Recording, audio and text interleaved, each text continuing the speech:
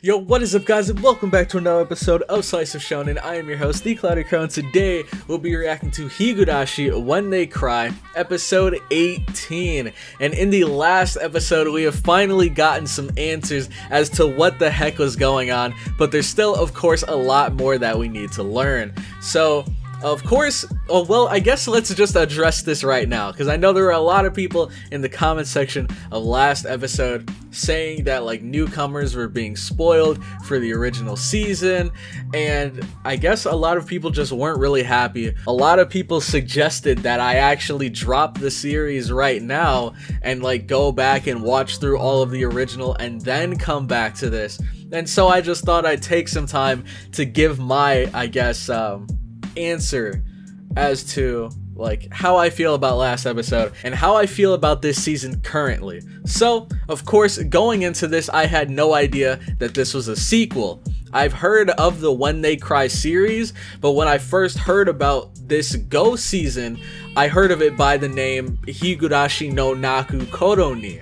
So I didn't even know it was a part of the When They Cry series until it actually started. And then around episode 2, I asked everyone, hey, should I drop the series? I haven't seen the original. And a bunch of people told me that the writers said that this was indeed a sequel, but this sequel was going to be written in a way so that it would, of course, satisfy OG viewers that are looking for new answers to this mystery, but it would also be very welcoming to newcomers. So me, as a newcomer, I feel like so far I've been having a blast watching through this series, all of the different mysteries, all the crazy things that happened, all of the crazy plot twists. But of course, as a newcomer, there are going to be some references that I miss out on. And my thoughts about that, and I guess that includes like the whole Takano situation, Dr. EDA, all of that, those references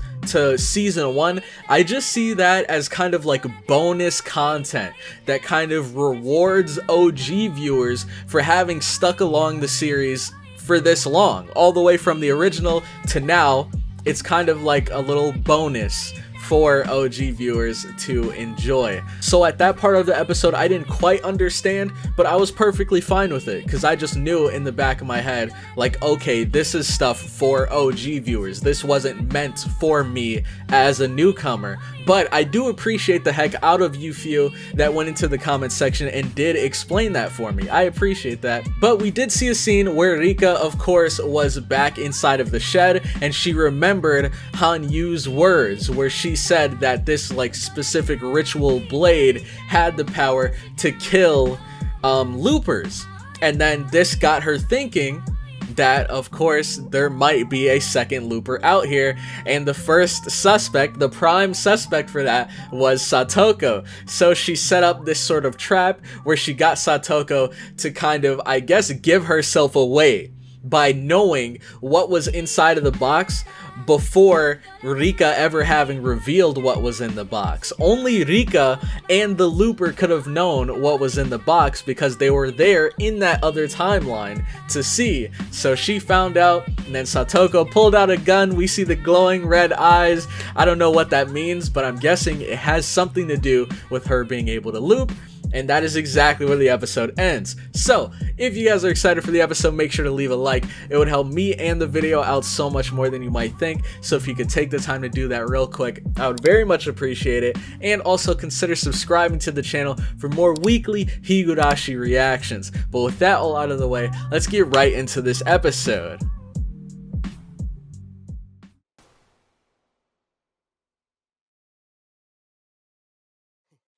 What? Han Yu! And Takano, is that her name? They got a hold of her. So, is this another timeline then? And here he is, Tomitake. Ooh, Hinamizawa syndrome. So, I'm guessing we basically saved her life right there. She probably would have been locked up forever. So clearly she feels very guilty and she's blaming herself for having done something terrible.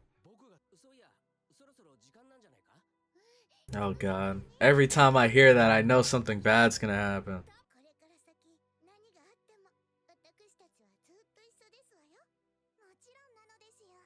Is this all where it went downhill? Because she promised that they would be together. And then she left, didn't she? And that's why Satoko was probably so bitter. And that's probably why she was gaslighting her during that conversation to kind of, I guess, make her feel guilty for leaving and making her want to stay. Man, some very interesting stuff going here. So I'm guessing Han-Yu,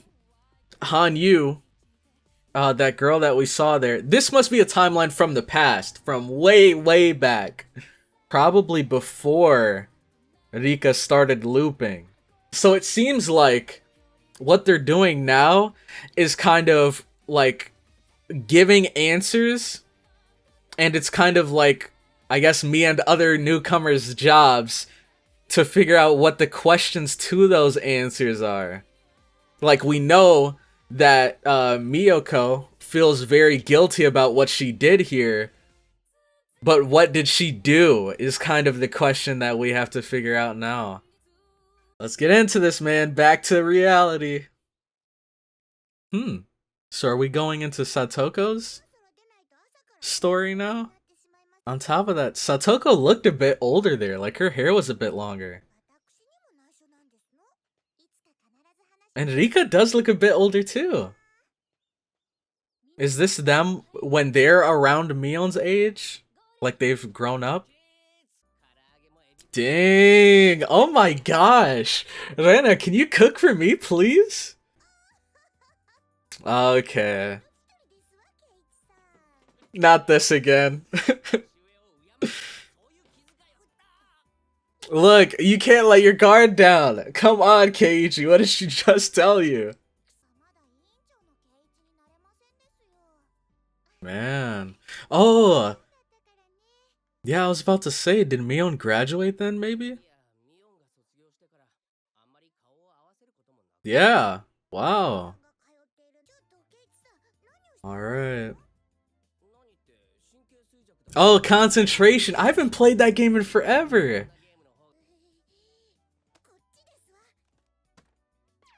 Yeah, nice try. We can't win them all. Yeah, this is like Satoko's specialty. Taking that away from her leaves her with nothing.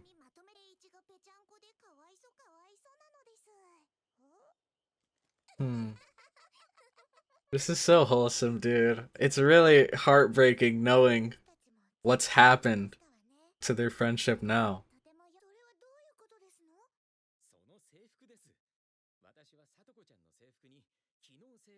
Oh my gosh, dude.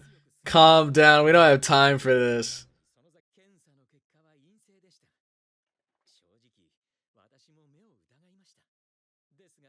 So she doesn't have it at all.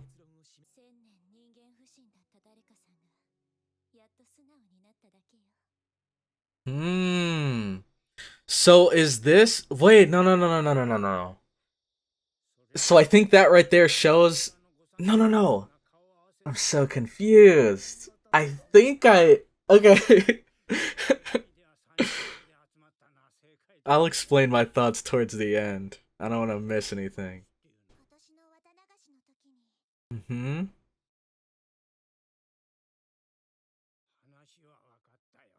Oh, why would you skip it? What the heck?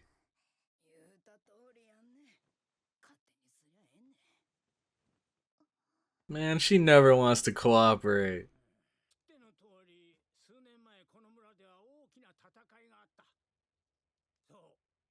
The damn war.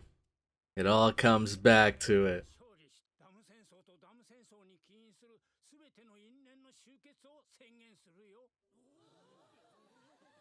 Wow.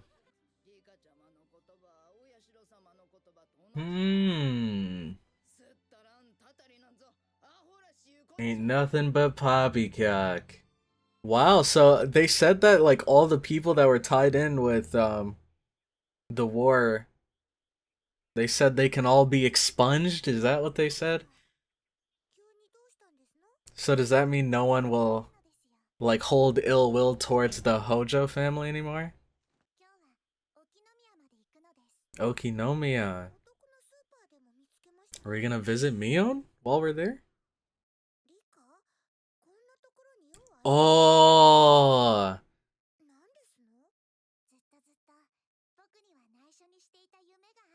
she wants to go to a school outside of the village? And she wants Satoko to come with her. Hmm. What? So, okay.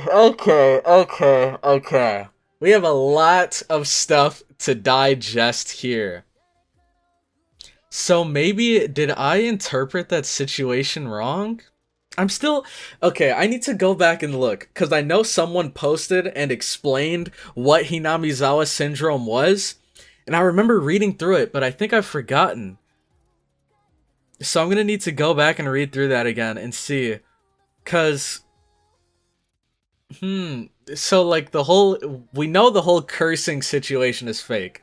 No one was being cursed. But, Hinamizawa syndrome. I'm not sure. Dude, my brain is so fried. I'm gonna need to like go back through maybe some of the older episodes and pick up on some things. But also, if you guys would like, I'd 100% appreciate anyone that wants to clarify some things here. But, okay, the biggest thing that's been on my mind for this episode is I don't know if this timeline that we're currently in takes place after the scene that we were left off on last episode, or if it takes place before. I'm gonna guess before, because we see Satoko here with Rika, and of course they made that promise where I guess the promise was that they would never leave each other, or they would never leave the village, or something like that, or they'd stay together. I don't remember. I don't remember exactly what the promise was. But regardless, we know now that Rika kind of has a dream of going to a school outside of the village. And she wants to take Satoko with her, clearly. But I don't know if Satoko wants to go. Satoko might have other plans. And she might see Rika wanting to leave as her breaking this promise that they made.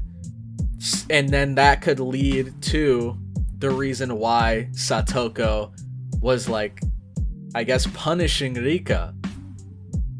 So I think that this takes place before that. That would be my guess. I'm not 100% sure, because we were left in a situation where both of them were literally like having a stare down and Satoko pulled out a gun on her. So I doubt this is the future of that timeline, because we don't know how that ended. Like, how the heck would they have made it out of that situation? But it is really interesting because it seems like we're going back to the beginning. I don't know if these are scenes that were actually from the OG series, because I know Hanyu was in the OG series a lot more than she is right now, and we did get to see a scene with Hanyu. So I don't know if this scene was taken straight from something that happened in the OG series, or if that scene, well, I don't know, was that the ending of the OG? I'm not entirely sure. But I believe this scene that we're in right now, where we see Satoko and Rika, they're like, not grown up, but they're older than they were before. I think this might be a scene that happened between the OG series and Go right here. Because I'm not sure, correct me if I'm wrong, but I believe the OGs don't exactly know why Rika wanted to leave or why she left. But we all do know that she was kind of dragged back after leaving. Alright, and my question of the day for you guys is going to be, what are your thoughts on this timeline that we're currently in, where Satoko's older, Rika's older, and Rika has, I guess, shared her dream with Satoko, which is the fact that she wants to go to a school that is outside of the village. Let me know what you guys think is going on here. Where do you think things might go from here? How do you think this ties into the story? I gave you guys my thoughts, and I'd love to hear your thoughts as well. But anyways, I'm going to end the episode here. Thank you all so much for checking out this video. Make sure to leave a like if you enjoyed, comment your thoughts on the episode down below, and subscribe for more Slice Shonen content. But with that, I'm going to head out, and I will catch you all in the next one. Have a good one.